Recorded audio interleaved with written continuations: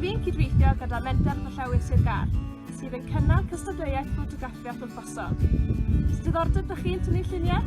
Wel, dyma 5 top tip i sut i dynnu lluniau effeithiol. Ysgoi ysgwyd y camera. Sicrhewch eich bod yn dal y camera yn gadarn i sicrhau'r lluniau glir a siarp. Gweithiwch gyda'r golau. Golau naturiol yw'r gorau. Ysgoi defnyddio flash tu fewn os allwch chi. Byddwch yn barod i symud yr eitem i gael y llun delfrydol. Onglau. Byddwch yn greadigol ar ba ongl rydych yn tynnu'r llun.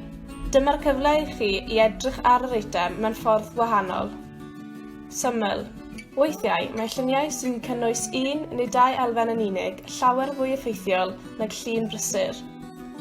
Amser. Byddwch yn amyneddgar. Rhaid cymryd amser i gael y llun berffaith.